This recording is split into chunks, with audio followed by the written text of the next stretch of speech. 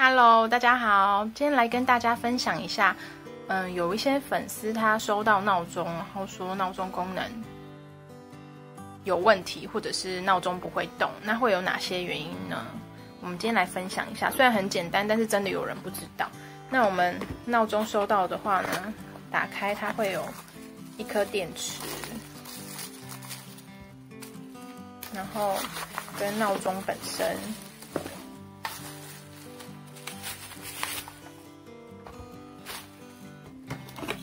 那里面会有一些说明书跟它的检验的明细。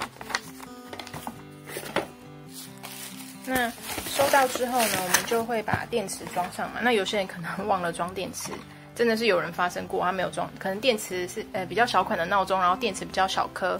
就是落在这个角落，他没有发现，一收到他就发现，时钟不会动，但就是要先装电池。那副的电池它有的会有一层膜，那你记得膜要撕掉再装。那我刚刚已经把它拆开，如果膜没有撕掉直接装的话呢，它也会是就是时间不会走的。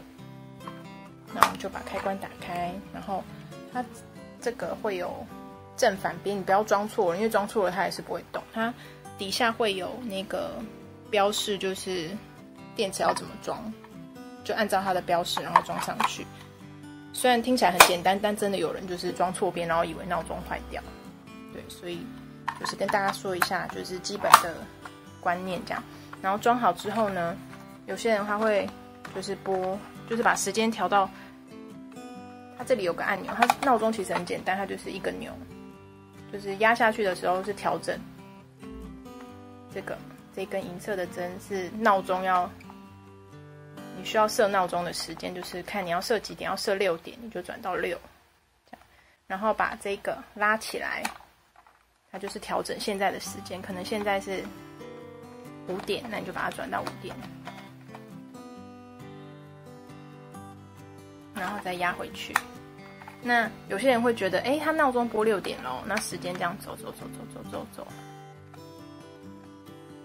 为什么到6点没有叫呢？为什么？因为他没有把闹钟开关打开，这里有一个 on 跟 off， 就是闹钟的开关。那你要把它现在是关闭的状态，你要把它往上，它就会，对，你看它时间到，我们再试一次。现在是，我们先把闹钟这一根银色的这个调到12点好了。那我们把闹钟的功能打开，那我们现在来调整时间，就是现在时间慢慢走，我们看走到12点，它就会闹钟功能就会响。那你就要按掉这个，按掉这个就是暂时关闭，它等一下还会再叫，就是有点赖床的功能。那你要关掉这个，它才会整个闹钟就是关闭，隔天也不会再叫咯。如果你没有关的话，它隔天就会就是每天都会同一时间叫你起床。那你把闹钟功能整个关掉，不管你闹钟调几点，它都是不会叫的。对，那给大家参考一下，如果大家收到闹钟有什么小问题的话呢，可以先参考看看，就是电池的膜有没有拆，然后正反面有没有装对，然后闹钟功能有没有开启，就以上这些关键。